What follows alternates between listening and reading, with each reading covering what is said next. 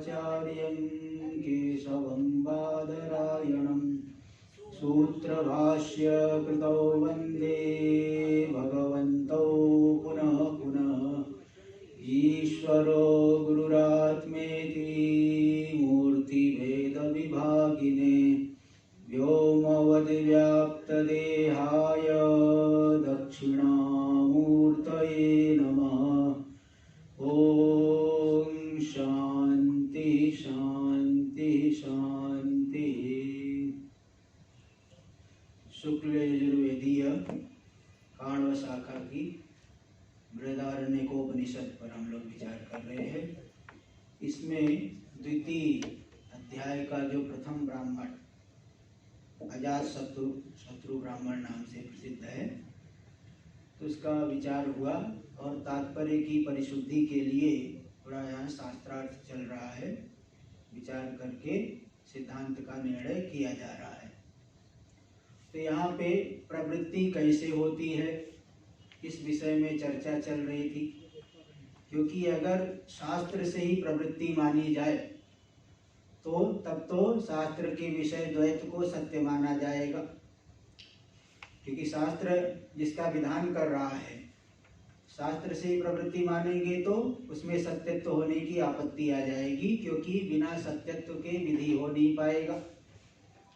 इसीलिए तो यहाँ इसका उत्तर दिए कि नहीं, प्रवृत्ति निवृत्ति शास्त्र के माध्यम से नहीं होती है, वो तो अपनी राग द्वेष आदि के माध्यम से होता है। शास्त्र केवल साधन को बता देता है कि स्वर्ग चाहिए तो ज्योतिषोम आदि याग करो।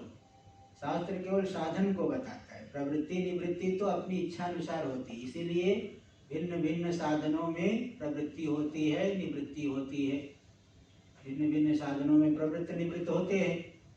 अगर शास्त्र से ही प्रवृत्ति होने लगे फिर तो सभी व्यक्ति को कर्म करना चाहिए। जो कर्म बताए सब करे। सन्यासी भी ज्योतिषोम याग करे, गृहस्थी भी करे, वानप्रस्थी भी करे, ब्रह्मचारी भी करे, लेकिन ऐसा नहीं है। सबकी इच्छाएं अलग अलग होती है। पुरुषमति जो विचित्र है, इसीलिए भिन्न भिन्न साध्य साधन संबंध को शास्त्र बता देता है। तो अपनी अपनी रुचि के अनुसार उस साधन विशेष में व्यक्ति प्रवृत्त हो जाता है। शास्त्र तो केवल उदासीन है, जैसे आदित्य सूर्य भगवान प्रकाश देते हैं, लेकिन जबरदस्ती नहीं, किसी को नहीं लगा रहे कि तुमको पुण्य ही करना है, तुमको पाप ही करना है, तुम्हें तो आराम से बैठना ही है।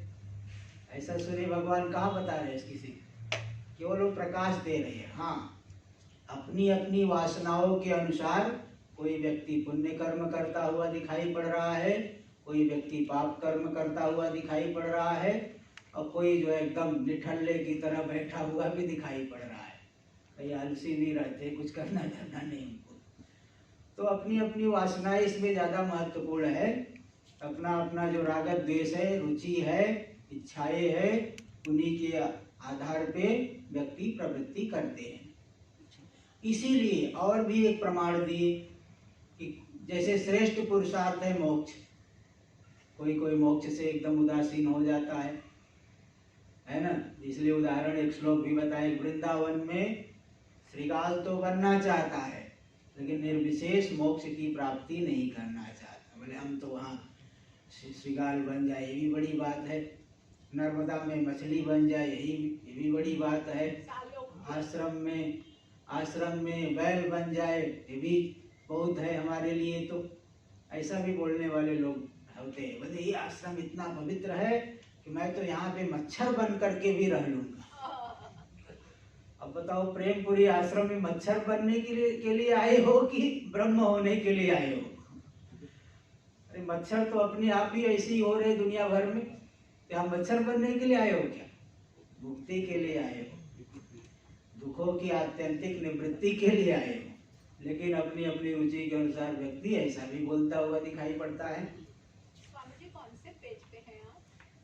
पेज का निर्धारण तो उधर से होगा, क्योंकि पुस्तक आपकी अलग है। मेरी तो कैलाश वाली है। हाँ, तो आप देख लीजिए 518 पेज। तो यहाँ पे यही बताए, और इसमें एक अर्थवाद भी दे दिए कि प्रजापति के पास देवता भी गए, असुर भी गए, मनुष्य भी गए।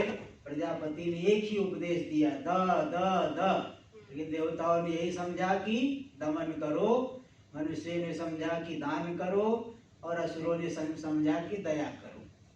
तो अपनी अपनी बुद्धि के अनुसार उन्होंने जाना। तो इसलिए पुरुष की मति विचित्र होती है, भिन्न भिन्न राग द्वेष आदि पुरुषों में देखा जाता है। उन्हीं राग द्वेष आदि के आधार पर ही व्यक्ति की प्रवृत्ति होती है। इसीलिए ये जो आया था कि ब्रह्म की, एक ही ब्रह्म को मानोगे, अद्वितीय तत्व को मानोगे तो विधि शास्त्र होगा ही नहीं। बोले नहीं, ऐसा नहीं, वेदांत शास्त्र विधि शास्त्र के बाधक नहीं है, क्योंकि विधि शास्त्र व्यावहारिक सत्ता को लेकर के स्वर्ग आदि साध्य के लिए याग आदि साधनों का विधान कर रहा है। विधि शास्त्र कभी नहीं कहता है कि संसार सत्य है, और वेदांत शास्त्र संसार को मिथ्या कहता है, लेकिन व्यावहारिक सत्ता नहीं है ऐसा नहीं कहता है। भूख लगने पर भोजन नहीं करना चाहिए ऐसा वेदांत में नहीं कहा गया है। इसलिए दोनों का विषय अलग अलग है। तो दोनों अलग अलग दिशा में कार्य कर रहे हैं, इसमें कोई विरोध है ही नहीं। अधिकारी अलग अलग है, साधना अलग अलग है, इसलिए कोई विरोध नहीं है। यहाँ तक तो हो गया था।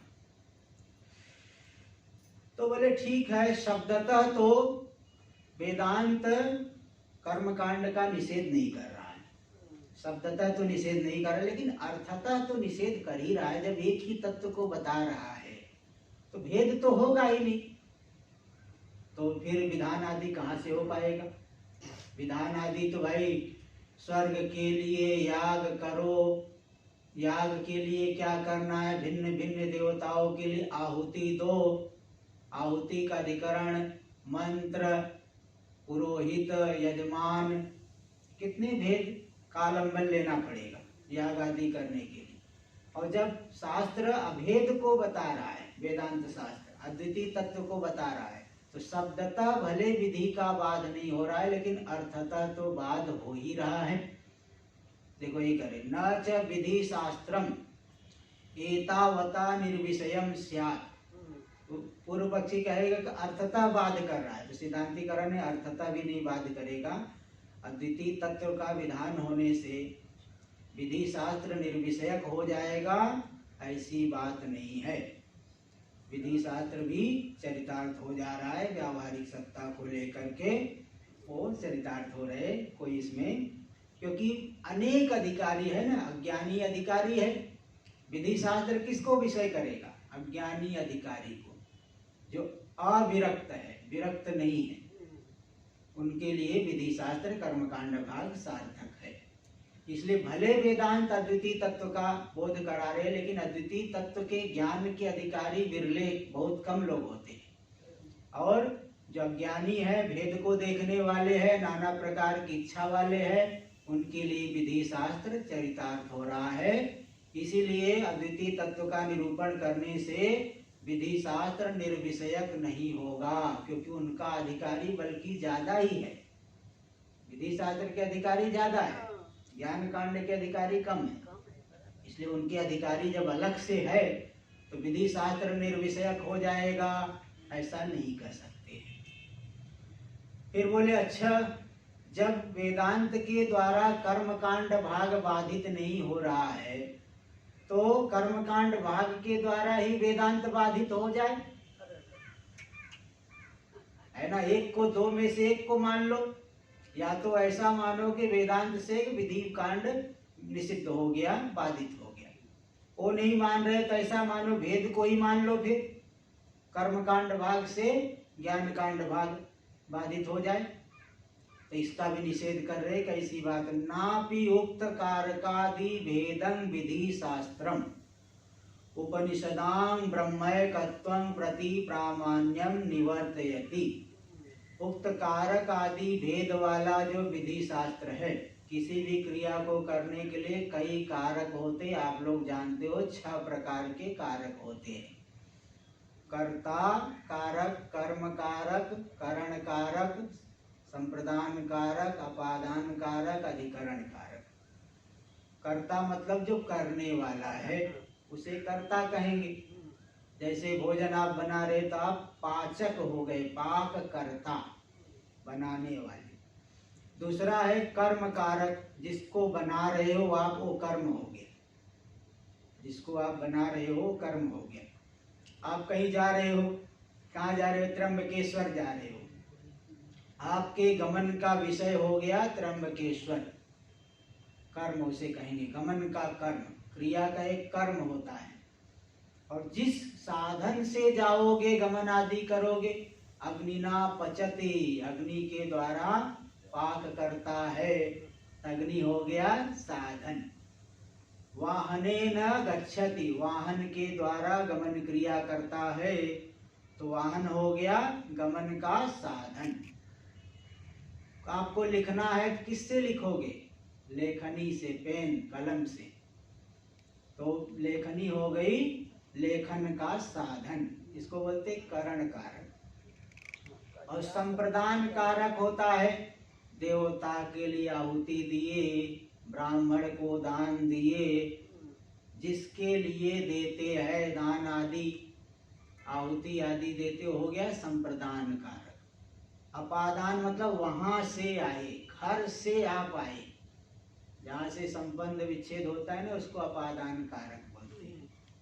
और एक होता अधिकरण कारक, कुर्सी पर बैठे हो, है ना, कुर्सी पर बैठे हो, वो अधिकरण हो गया। अग्नि कुंड में आहुति देते हो, है ना, ये अधिकरण कारक हो गया। बिस्तर पर शयन करते हो, कहाँ पर शयन किए? बिस्तर पर, शैया पर, उसको अधिकरण बोलते हैं। तो 6 कारक होते हैं ना, किसी भी क्रिया की निष्पत्ति के लिए कारक। कारक मतलब जो क्रिया को उत्पन्न करे, केन केन प्रकारेण क्रिया की उत्पत्ति जो करे, उसे क्या कहते हैं? कारक। तो अब इतने कारक है। समझिए अधिकरण अधिष्ठान नहीं है, आश्रय।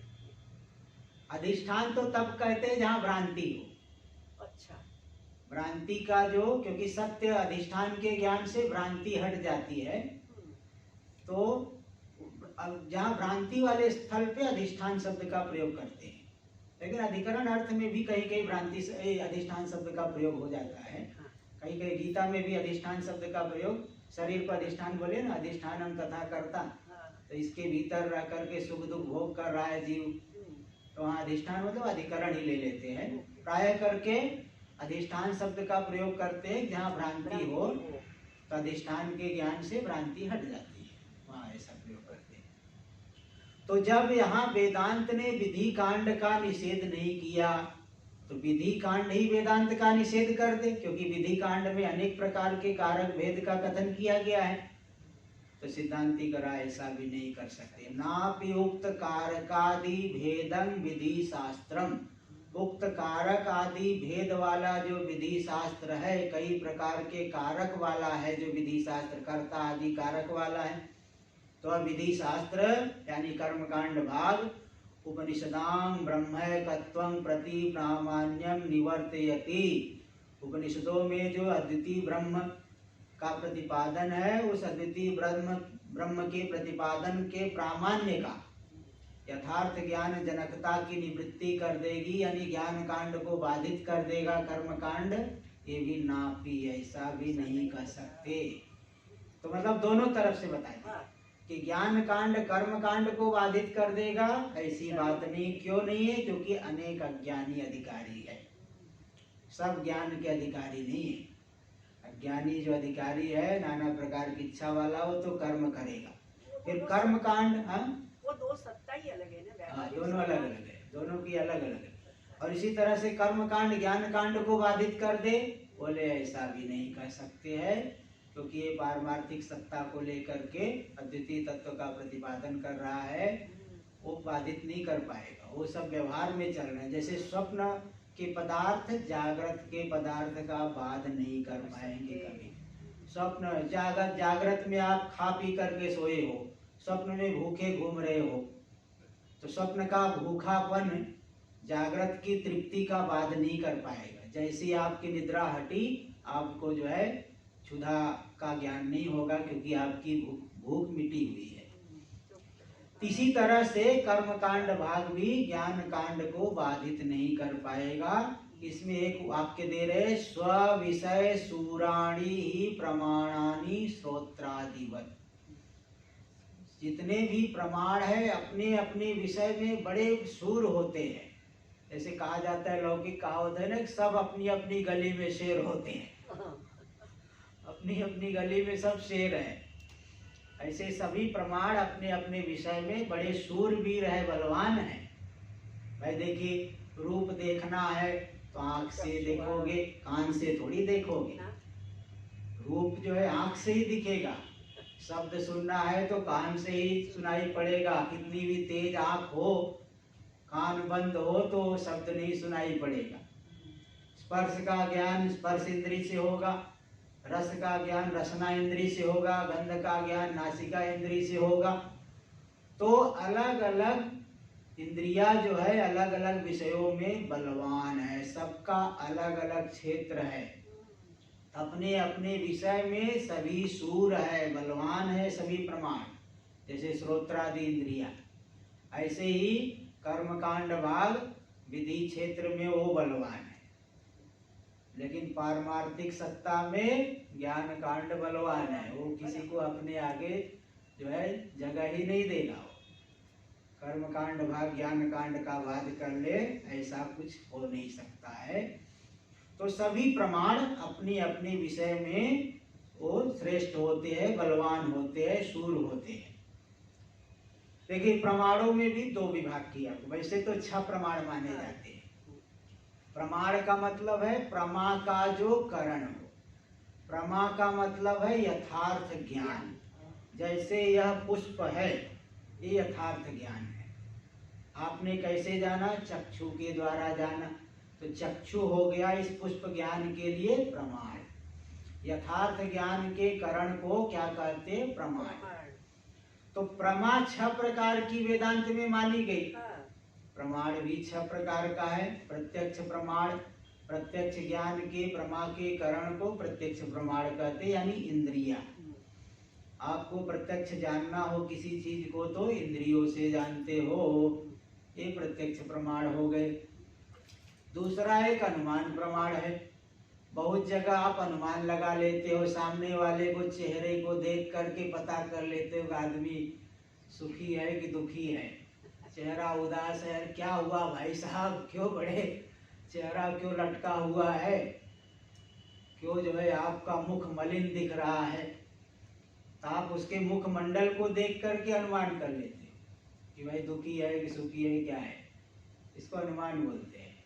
मतलब प्रत्यक्ष तो नहीं दिख रहा है हृदय के अंदर क्या बात है, लेकिन वो मुख मंडल को देख करके, मुख मालिन्य को देख करके, अयम पुरुषा दुखी मलिन मुखत्वात् सम्मतवत, इस तरह से अनुमान हो जाता है। पर्वतो वाणीमान धूमात, पर्वत वाणी वाला है धूम होने से, धूम को देख करके अग्नि का अनुमान कर लेते हैं। ऐसे व्यवहार में बहुत ज्यादा अनुमान करते हैं हम लोग, हद से ज्यादा अनुमान होता है। यहाँ तक कि देखिए, आपके सामने भोजन आया, आपको कैसे मालूम पड़ा इस भोजन को खाने से क्षुधा की निवृत्ति होगी? प्रत्यक्ष दिख रहा है क्या? क्योंकि जो भोजन अभी आपके सामने आया, उस भोजन को पहले तो खाए नहीं थे आप। पहले वाले दिन कल जो भोजन किए थे वो आज नहीं है। आज जो भोजन करोगे कल नहीं था। आपको कैसे मालूम पड़ा कि इस भोजन को खाने से आपकी क्षुधा पिपासा मिटेगी? अनुमान कर लेते, अनुमान। अयं भोजनम तृप्ति निवर्तकम भोजनत्वात् पूर्वकालीन भोजनवत। भले शब्द से नहीं बोलो, लेकिन तुरंत देख करके अनुमान हो जाता है। इतना अभ्यास पड़ गया है ना कि भले शब्दावली प्रयोग न करे, लेकिन वो तुरंत देख करके मालूम पड़ जाता है। ये सब अनुमान है। अनुमान बहुत ज्यादा करता है व्यक्ति, अनुमान प्रमाण है। तीसरा उपमान प्रमाण। श्याम कौन है? बोले वो जो गोविंद जैसा लंबा है और रमेश जैसा गोरा है, वो श्याम है। कोई श्याम नाम का व्यक्ति, उपमा दे दिए ना, उपमा से गवय, गवय कैसी है, गो सदृशो गवय, उपमा दे करके भी जान लेते हैं, इसको बोलते हैं उपमान प्रमाण। और चौथा है शब्द प्रमाण, शब्द से भी जो हम सुनते हैं देवता के बारे में, धर्म के बारे में, ब्रह्म के बारे में, जो अज्ञात वस्तुओं को भी शब्द से भी हम जानते हैं, ये शब्द प्रमाण है। और एक होता है वेदांत में अर्थापत्ति प्रमाण, अर्थ की कल्पना कर लेते हैं। इसका उदाहरण तो सुने होंगे कि कोई देवदत्त नाम का व्यक्ति है, वो दिन में भोजन नहीं करता लेकिन मोटा हो जाता है, मोटा होते चले जा रहा है, दिन में भोजन नहीं करता है। तो अनुमान तो इसे नहीं कहेंगे, क्योंकि जो दिन में भोजन नहीं करता वो मोटा होता है, ऐसी कोई व्याप्ति नहीं है। एक कल्पना हो जाती है कि दिन में भोजन नहीं कर रहा तो भी मोटा हो रहा है, यानी रात में करता। अर्थापत्ति, अर्थ की कल्पना, यह अर्थापत्ति प्रमाण। और एक छठवां प्रमाण होता है अनुपलब्धि प्रमाण, अभाव का ज्ञान। यहाँ घट का अभाव है, कैसे मालूम पड़ा? अनुपलब्धि प्रमाण से। घट की उपलब्धि नहीं हो रही है, इसलिए घट नहीं है। क्योंकि प्रत्यक्ष प्रमाण से वेदांती इसलिए नहीं मानते, क्योंकि यहाँ तो करोड़ों वस्तुओं का अभाव है, हर समय सबका ज्ञान तो हो नहीं रहा है। तो जिसकी उपलब्धि नहीं हो रही उसके अभाव का ज्ञान, अनुपलब्धि प्रमाण। ये 6 प्रमाण मानते हैं। इन 6 प्रमाणों को भी एक 2 विभाग किया गया, तत्वावेदक प्रमाण और अतत्वावेदक प्रमाण। व्यावहारिक प्रमाण, पारमार्थिक प्रमाण, ऐसा कह सकते हैं। बहुत से प्रमाण, ज्यादातर प्रमाण कैसे है? व्यावहारिक प्रमाण। तत्वावेदक प्रमाण नहीं, तत्वावेदक प्रमाण केवल वेदांत है, पारमार्थिक सत्ता का बोध कराने वाला। बाकी तो सब व्यावहारिक पदार्थों का बोध कराने वाले प्रमाण हैं। स्वामी जी, हाँ जैसे हम ईश्वर को नहीं देख पाते जी जी, इंद्रियों से, तो हम ऐसे थोड़ी बोल सकते हैं अनुपलब्धि प्रमाण है। अनुपलब्धि प्रमाण वहाँ नहीं, वहाँ तो शास्त्र प्रमाण से ईश्वर का ज्ञान हो रहा है, शास्त्र से मालूम पड़ रहा है ना, शब्द प्रमाण से। तो अनुपलब्धि खाली जैसे प्रत्यक्ष नहीं, प्रत्यक्ष जहाँ देखते हैं ना, यहाँ घट नहीं, यहाँ पुष्प नहीं, यहाँ ये नहीं, वहाँ अनुपलब्धि प्रमाण वहाँ मानते हैं। ईश्वर के लिए तो ईश्वर की सिद्धि तो इस अनुमान से हो जाती है, शास्त्र से हो जाती है ना, अर्थापत्ति प्रमाण से भी, कि भाई जगत नियमन, नियमित रूप से जगत व्यवहार चल रहा है, तो कोई न कोई नियामक तो मानना पड़ेगा। मालिक नहीं रहने से नौकर कितनी जो है गड़बड़ी कर देता है, यहाँ तो थोड़ी भी गड़बड़ी नहीं हो रही है, मतलब मालिक है, स्वामी है। अनुमान प्रमाण से, अर्थापत्ति प्रमाण से, और सबसे बड़ा है शास्त्र प्रमाण से। भगवान की सिद्धि, देवताओं की सिद्धि, स्वर्ग आदि लोगों की सिद्धि, ये सब शास्त्र प्रमाण से होती है। स्वामी जी, अनुपलब्धि माने उपलब्ध नहीं है, तो उपलब्धि नहीं हो रही, तो ज्ञान, उसको प्रमाण कैसे बोल सकते? वो तो नहीं है। हाँ, अनुपलब्धि, उपलब्धि नहीं हो रही है, उस अनुपलब्धि के ज्ञान से अभाव का ज्ञान हुआ। जैसे यहाँ पुष्प नहीं, यहाँ घट नहीं है, घट की उपलब्धि नहीं हो रही, इसलिए घट का अभाव है, ऐसा इस तरह से करते हैं। अब उसमें जो है क्या है ना, सारी चीजें आपको नहीं, क्योंकि सबको बहुत भारी पड़ जाएगा, इसलिए वो सारी चीजें नहीं बता रहा हूँ मैं। बाकी वो कि उसमें क्या क्या सहकारी क्या होता है, योग्यानुपलब्धि, अयोग्यानुपलब्धि, और चीजें आती है, थोड़ा कठिन विषय है। अपना मेन तो दिख नहीं रहा है इसलिए उसका अभाव, दिख नहीं रहा है इसलिए उसका अभाव। तो लेकिन योग्यानुपलब्धि, जैसे अयोग्यानुपलब्धि नहीं, पिशाच नहीं है ऐसा नहीं कह सकते, क्योंकि पिशाच होने पर भी आपको नहीं दिखेगा, वो अयोग्य पदार्थ है, इसलिए उसमें भी योग्यानुपलब्धि अयोग्यानुपलब्धि ऐसा भेद करके प्रतियोगी, प्रसंजन, प्रसंजित, प्रतियोगिकत्वम, ऐसा एक आता है। वो सब चीजें यहाँ नहीं बता सकता सबको, क्योंकि सब निद्रा देवी आएगी, इसलिए वो नहीं बताएंगे, वो आपको अलग से मैं बता सकता हूँ। चलिए आगे देखिए।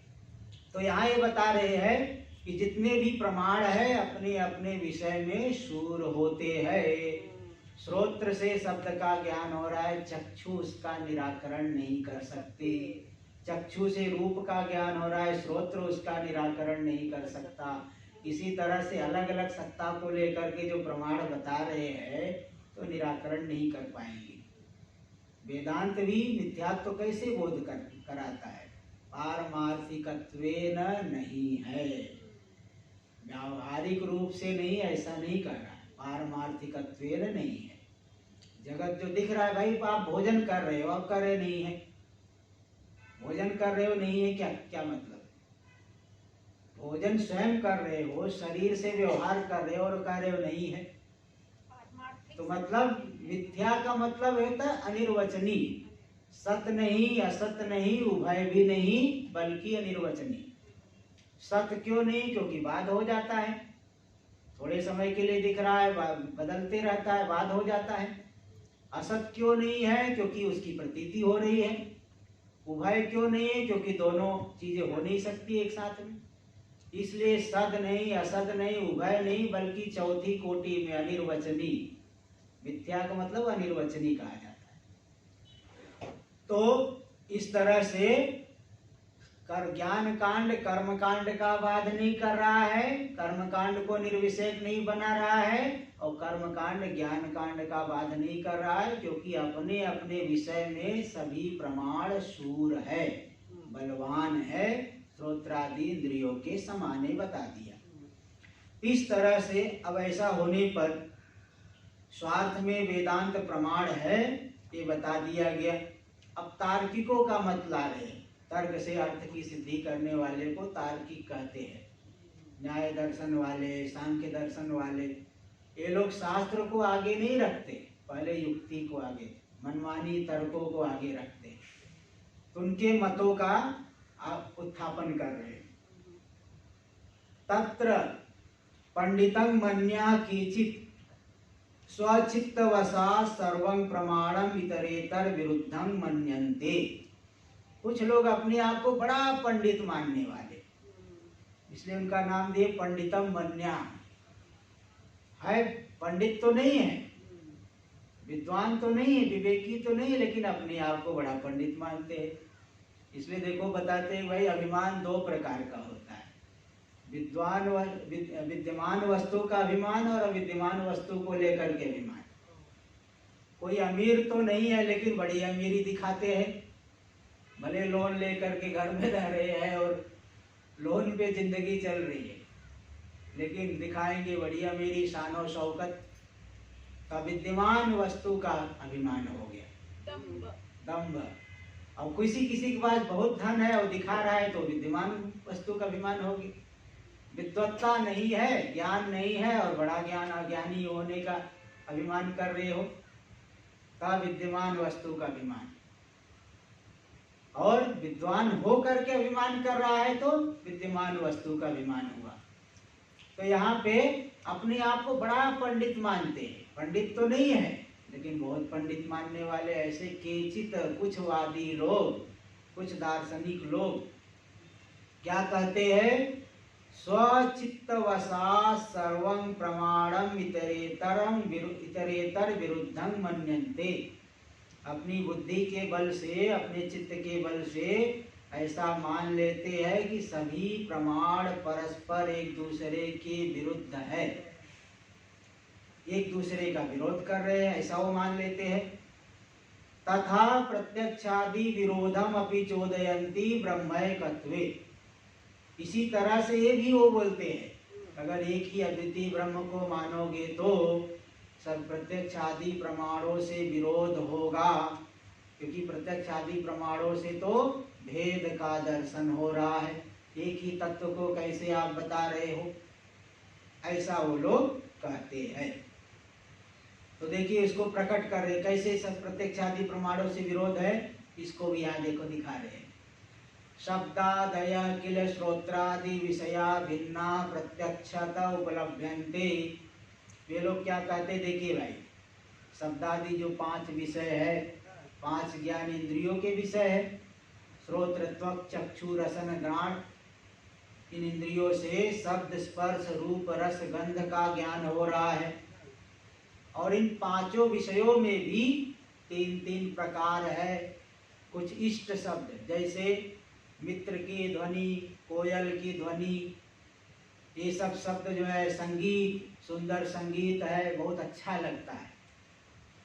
और शत्रु के शब्द सुनते, कौए कौआ बोले काव काव बोलता है, और जो है गाड़ी जोर जोर से जो है आवाज हॉर्न दे रही है, बहुत बुरा लगता है। अच्छा लगता है क्या? वो जो है गाड़ी जोर से आवाज कर रही है और कौआ काव काव कर रहा है, और कोई पड़ोसी जो है जिससे आप नाराज है उसकी आवाज सुनते ही मूड अपसेट हो जाता है, तो अनिष्ट शब्द हो गए ना। और बहुत से शब्द ऐसे हैं कि जिसकी तरफ आप ध्यान ही नहीं देते। आप जा रहे, दो लोग बात कर रहे हैं, आपसे कोई मतलब ही नहीं उनका, तो इसमें देखो इष्ट शब्द, अनिष्ट शब्द, उपेक्ष शब्द। ऐसे रूप में भी देख लीजिए, जो व्यक्ति आपको प्रिय लगता है उसको देखते ही प्रसन्न हो जाते हो, शत्रु आदि को देखते ही मुख मलिन हो जाता है। और बहुत से लोग हैं उसको आप ध्यान ही नहीं देते। रूप में भी तीन भेद आ जाए, शब्द स्पर्श, स्पर्श में भी तीन तीन भेद आता है। तो इस तरह से हर एक विषय में तीन तीन श्रेणी आते, इष्ट, अनिष्ट, उपेक्षा। पंचदशीकार ने तो इसको एक उदाहरण दे के बताया कि जंगल के रास्ते से तीन लोग जा रहे हैं, एक सामने मणि पड़ी हुई है और दो आदमी दौड़ पड़े, एक आदमी विरक्त थे, विरक्त नहीं दौड़े, बाकी दो लोग सुरक्त लोग दौड़ पड़े।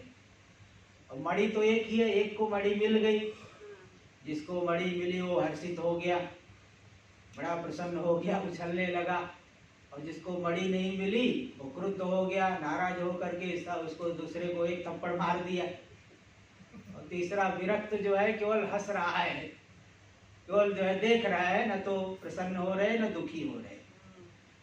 तो एक ही विषय में देखो, किसी को दुख देने वाला हो गया, किसी को सुख देने वाला हो गया, कोई जो है एकदम उदासीन रहा, न सुख न दुख। तो एक एक विषय में तीन तीन श्रेणी आ जाती है, प्रिय, अप्रिय, उपेक्ष। 5 विषय में भी तीन तीन श्रेणी हो गए। तो ये सब भिन्न भिन्न विषय दिखते हैं ना, प्रत्यक्ष प्रमाण से दिख रहे। शब्दादयः किल श्रोत्रादि विषया भिन्ना प्रत्यक्षता उपलभ्यन्ते। शब्दादि जो 5 विषय है, जो कि 5 ज्ञानेंद्रियों के विषय बन रहे हैं, उनमें अनेक प्रकार विविधता दिखती है, तो प्रत्यक्ष प्रमाण से भिन्न भिन्न उपलब्ध होते हैं। और आप क्या कह रहे हो? एक ही ब्रह्म है, स्वगत सजाति विजाति भेद से रहित। एक ही है, कैसे है भाई, ऐसे कैसे होगा? यहाँ तो कितना भेद दिख रहा है।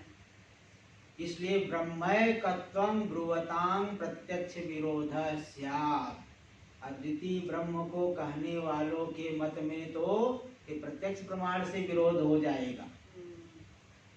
जो अद्वितीय एक ही तत्व को मानने वाले लोग हैं, उनके प्रत्यक्ष प्रमाण से उनके मत में विरोध आ रहा है। यहाँ तो कितना भेद दिख रहा है और आप कह रहे एक ही तत्व है, तो इस तरह से प्रत्यक्ष प्रमाण से विरोध हो गया। और अनुमान प्रमाण से भी आपके सिद्धांत में विरोध होगा। क्या विरोध होगा? तथा श्रोत्रादिभि शब्दाद्युपलब्धारः कर्तारश्च धर्मा धर्मयो प्रति शरीरं भिन्ना अनुमीयन्ते संसारिणः। श्रोत्रादि इंद्रियों से जो शब्दादि की उपलब्धि करने वाले हैं, शब्दादि को जानने वाले लोग हैं, हर एक शरीर में एक ही है कि अनेक है? पूर्व पक्षी कहेगा अनेक है, अनेक आत्मा है, अनेक संसारी है। तो सब जो जानने वाले, उपलब्धा मतलब जानने वाले, श्रोत्रादि इंद्रियों से शब्दादि विषयों को जानने वाले लोग, जीव कितने हैं? अनेक है, अनेक आत्मा है। और धर्म कर्तारस्य धर्माधर्मयो, कोई पाप कर रहा है, कोई पुण्य कर रहा है, कोई शांति से बैठा है, तो धर्माधर्म के कर्ता भी प्रति शरीरं भिन्ना अनुमीयन्ते। प्रत्येक शरीर में भिन्न भिन्न संसारी आत्मा का अनुमान हो जाता है। किस तरह से वो लोग अनुमान कर लेते हैं कि हर एक शरीर में अलग अलग आत्मा है। तो अनुमान प्रमाण से विरोध आ रहा है। आप कह रहे एक ही ब्रह्म है, यहाँ प्रत्यक्ष से विरोध हुआ, अनुमान से भी विरोध हो रहा है। इसलिए सांख्य लोग एक कारिका बनाए हैं कि जन्म मरण करणानां प्रतिनियमात् अयुगपत् प्रवृत्तेस्य पुरुष बहुत्वं सिद्धं त्रैगुण्य विपर्याच्चैव। ऐसी उनकी एक कारिका है। बोले देखो सबका जन्म अलग अलग हो रहा है, जन्म अलग अलग है कि नहीं? किसी की 50 साल आयु हो गई होगी, किसी की 80 साल आयु हो गई है, किसी को कोई अभी कल पैदा हुआ है, सबका जन्म अलग अलग हो रहा है। तो आत्मा अनेक कैसे मानोगे? मरण भी सबका अलग अलग ही हो रहा है।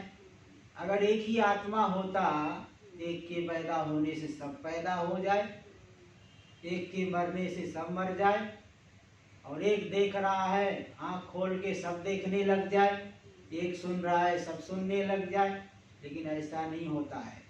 हर समय हर एक व्यक्ति नहीं देखता, हर समय हर एक व्यक्ति नहीं सुन रहा है। तो सबकी इंद्रियां अलग अलग है, सबका जन्म अलग अलग है, सबका मरण भी अलग अलग होता है, और एक साथ में सबकी प्रवृत्ति नहीं होती। कोई बैठा है, कोई सोया है, कोई धर्म कर रहा है, कोई अधर्म कर रहा है, भिन्न भिन्न प्रवृत्ति हो रही है। इससे भी ऐसा सिद्ध हो रहा है कि अनेक आत्मा है, अयुगपत् प्रवृत्तिश्च। आप कहेंगे ना, वो सांख्य लोग कहेंगे आत्मा, आप तो वेदांती है ना, आप कहेंगे शरीर अलग अलग है, अंतःकरण अलग अलग है, आत्मा एक ही है। लेकिन वो लोग कहेंगे नहीं, आत्मा ही अलग है, वो पूर्व पक्षी कहेगा। तो यह पूर्व पक्षी ही चल रहा है। बोले तीनों गुण, कोई सात्विक है, कोई राजस है, कोई तामस है। कोई सात्विक है, ज्ञान साधना में लगा हुआ है, किसी को बताओ तो बड़े जल्दी समझ लेता है। अब किसी को बताओ जो है रजोगुणी है, क्रिया में दिन भर लगे रहता है, लेकिन शास्त्र की बातों को नहीं समझ पाता, रजोगुणी है। और कोई तमोगुणी है, आलस्य निद्रा प्रमाद में ही जीवन बिता रहा है। तो एक ही आत्मा कैसे कहोगे? ऐसा सांख्य वाले कहते। इसलिए आत्मा अनंत है। तो ये अगर आप एक ही अद्वितीय ब्रह्म तत्व को मानोगे तो अनुमान प्रमाण से विरोध हो रहा है। सबकी जो शब्दादि को उपलब्धि करने वाले अलग अलग दिख रहे हैं, धर्माधर्म के कर्ता भी भिन्न भिन्न दिख रहे हैं। तो अनुमान प्रमाण से भी वेदांत में विरोध आ रहा है। जीव ब्रह्म एक एक ब्रह्म को मानने पर विरोध आ रहा है। और तीसरा देखिए, अच्छा अभी तीसरा आगे आएगा। तत्र ब्रह्मैकत्वं ब्रुवताम अनुमान विरोधस्य। जब ऐसा हो गया, सब कर्ता और ज्ञाता सब भिन्न भिन्न हो गए, जानने वाले भिन्न भिन्न है, धर्माधर्म के करने वाले भिन्न भिन्न है, फिर तो एक ब्रह्म को मानने पर अनुमान प्रमाण से भी विरोध हो गया। तो दो विरोध पहले दिखे, पहले प्रत्यक्ष प्रमाण से विरोध, फिर अनुमान प्रमाण से विरोध। अब यहाँ शास्त्र प्रमाण से, आगम से विरोध दिखा है। तथा च आगम विरोधम वदंती, और शास्त्र प्रमाण से विरोध दिखा रहे हैं। कर्मकांड भाग में देखो, भिन्न भिन्न कामना से भिन्न भिन्न कर्मों को बताया गया है। ग्राम कामो यजेत, जो ग्राम को चाहता है, पूरे गांव का मुखिया बनना चाहता है, गांव का राजा बनना चाहता है। आजकल नगर सेवक बनते हैं ना, कारपोरेटर, ऐसे गांव में भी प्रधान बनते हैं। तो गांव का राजा बनना चाहता है, पूरे गांव के ऊपर अधिकार जमाना चाहता है, पूरे गांव का ऐश्वर्य अथवा वहाँ का मुखिया बनना चाहता है। तो ग्राम कामो यजेत, ग्राम काम, ग्राम को चाहने वाला याग करे। पशु कामो यजेत, पशु को, पशु भी धन है, पशु भी पहले धन, आजकल भी जो अश्व आदि पशु है बहुत महंगे होते हैं, हाथी है, अश्व है, गाय भैंस आदि भी बहुत महंगे हैं। गाय लेने जाओ, अभी तो हमने 2 गाय रखा आश्रम में, 50-50 हजार की मिलती है, कम से कम 50 हजार। और देशी, हाँ देशी गाय ना, और बहुत महंगी, और उससे भी ज़्यादा महंगी लेंगे तो और भी महंगी भी मिलती है, 70,000 80,000। तो पशु कामो यजेत, पशु चाहने वाला यजन करे, यजन के द्वारा इष्ट की प्राप्ति करे। तो देखो, जो गांव चाहने वाला, पशु चाहने वाला, दोनों एक है क्या? जिसके पास पहले से पशु है, ग्राम चाहता है, वो अलग हो गया। और जिसके पास ग्राम पहले से है, पशु चाहता है, वो अलग हो गया। जिसके पास पहले से ही 2-4 पुत्र है, वो थोड़ी पुत्र इष्टि याग करेगा। तो अलग अलग हो गए। स्वर्ग कामो यजेत, स्वर्ग को चाहने वाला यजन करे। तो भिन्न भिन्न इच्छा से भिन्न भिन्न कर्म करने वाले जो लोग हैं उनको एक कैसे मान लोगे ये बताओ।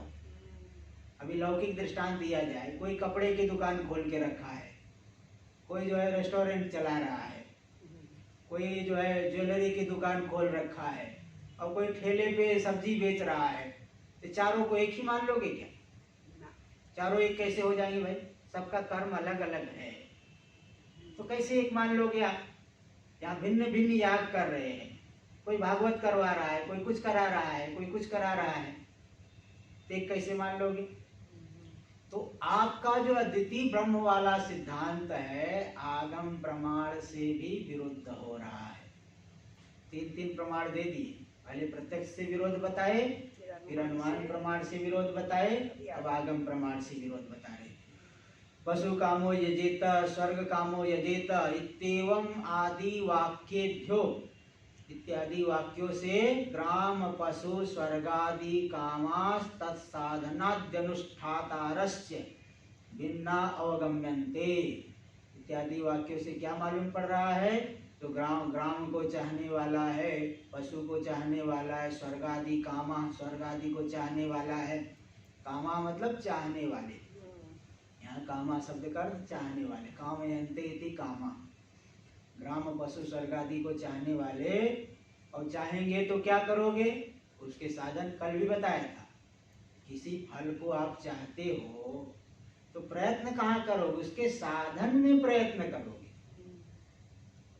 दिल्ली जाना चाहते तो दिल्ली में प्रयत्न नहीं करोगे, ट्रेन के लिए ट्रेन पकड़ोगे, प्लेन को पकड़ोगे। उसकी प्राप्ति का जो साधन, साधन में प्रयत्न करना पड़ता है। तो ग्राम को चाहता है तो चाहने से थोड़ी मिल जाए, उसकी प्राप्ति का जो साधन है उसको करना पड़ेगा। इसलिए तत्साधनाद्यनुष्ठातारस्य, ग्राम पशु स्वर्ग आदि को चाहते हुए उसकी प्राप्ति के साधनों का जो अनुष्ठान करने वाले हैं, क्या एक ही है? भिन्न भिन्न कामना है, भिन्न भिन्न साधन का अनुष्ठान करने वाले हैं, एक नहीं है, अनेक है। भिन्ना अवगम्यन्ते, भिन्न भिन्न रूप से दिखाई पड़ रहे हैं, मालूम पड़ते हैं, जाने जाते हैं। इसीलिए आपका जो अद्वैत शास्त्र है इतने प्रमाणों से विरुद्ध हो रहा है। तब इसका जवाब आपको देना पड़ेगा। ऐसा कौन कौन शंका कर रहा है? पंडितं मन्या, अपने आप को बड़ा पंडित मानने वाले लोग ऐसी शंका कर रहे हैं। देखो, तो अब तीन प्रमाणों से विरोध हमने दिखा दिए, एक साथ में देखो पूरा सिर पे डाल दिया। प्रत्यक्ष विरोध, अनुमान विरोध, आगम प्रमाण से विरोध। अब उत्तर दो। उसको लगता है कि इनके पास उत्तर ही नहीं होगा, सीधे समर्पण कर देंगे, चरणों में जो है पुष्प चढ़ा के समर्पित हो जाए। हाँ हाँ, आपकी बात ठीक ही है। सिद्धांति करा नहीं, अत्रोच्यते अस्मिन् विषये मया उच्यते। ये जो आपने विरोध दिखाया तीन प्रमाणों से, इस विषय में मेरे द्वारा उत्तर दिया जाता है। ते तु कुतर्क दूषितांतःकरणा, बोले कुतर्क से दूषित अंतःकरण वाले हो। पहली बात तो समझ लो कि तर्क से किसी सिद्धांत की सिद्धि नहीं होती। स्वतंत्र तर्क को प्रमाण नहीं माना जाता। वेदांत में भी जो मनन के लिए तर्क कहा गया है, शास्त्रानुकूल तर्क। मनमानी तर्क लगाओगे तो फिर विरोध होगा। इसलिए एक महात्मा जी कहीं आश्रम बना रहे थे, उनके बहुत भक्त लोग थे, तो उन्होंने अपने भक्तों को कह दिया, भाई पैसा सभी लोग लगाओ लेकिन दिमाग नहीं लगाना आप लोग। पैसा तो सभी लोग लगाना लेकिन दिमाग नहीं लगाना आप लोग, है नहीं। सब लोग अपना अपना दिमाग लगाओगे तो विरोध हो जाएगा, आश्रम ही नहीं बनेगा। पैसा सब लोग देना, दिमाग नहीं लगाना। तो यहाँ यही कुतर्क हो जाता है ना। कुतर्क से वस्तु की सिद्धि नहीं होती है। शास्त्रानुकूल तर्क से विचार करोगे तभी वो जो है सिद्धांत में निष्ठ हो पाओगे। इसको हम लोग कल देखेंगे। ओम पूर्णमदः पूर्णमिदं पूर्णात् पूर्णमुदच्यते पूर्णस्य पूर्णमादाय पूर्णमेवावशिष्यते। ओम